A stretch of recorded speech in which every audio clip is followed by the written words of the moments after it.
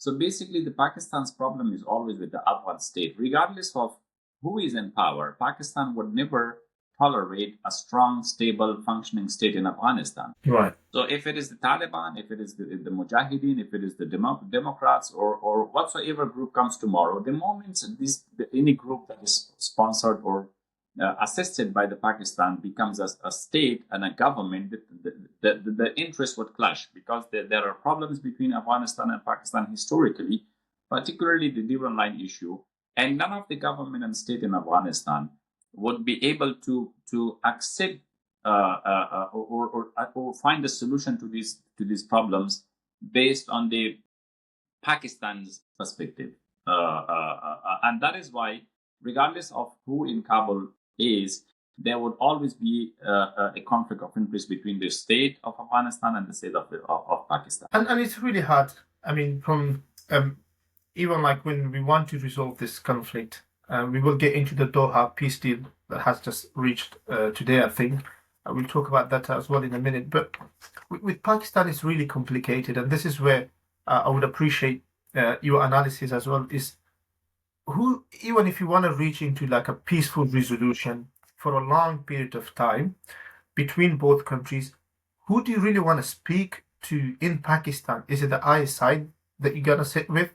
Is it the army? Is it the politicians? Because their politicians after 2-3 years end up in jails. Army controls most. Or is it the international powerful communities that's controlling Pakistan?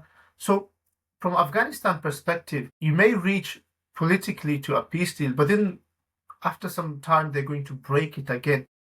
Isn't that difficult to reach? I think the very idea of peace at the moment would be difficult.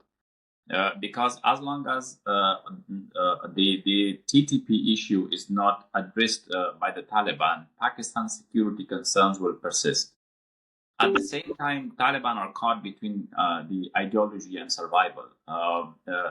One can say that the TTP there's a kinship, ideological kinship between Taliban and TTP, whether they are in Kabul or no, but there is an ideological kinship.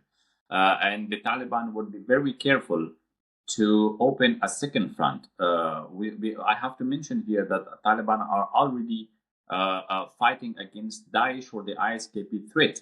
So it wouldn't be wise at the side of the Taliban, or they would not be willing to open a second front fighting the TTP in Afghanistan soil. At the same time, Pakistan's until and unless these security concerns are not addressed, Pakistan's problem will persist. So at the moment, whatever is happening, even if there are talks, although there's a truce, this truce mostly seems like an intermission in an unfinished conflict. And as you mentioned before, who do we talk to? I think at the moment we know that it is Kandahar that decides on the political issues of Afghanistan. But within the Pakistan, for the most part, particularly in regards to Afghanistan, the civilian government of Pakistan is more of a spokesperson for the army. I would say it is more the establishment, particularly the army and ISI within the establishment, that decides affairs in regards to Afghanistan, and they are the ones who have the final say on the issue of Afghanistan. And as we see, it is currently, I believe, it is the defense minister of Pakistan who is a bridge between the civilian government and the establishment, but also the ISI chief who is in Doha and who would be speaking to the Afghan side on the issue.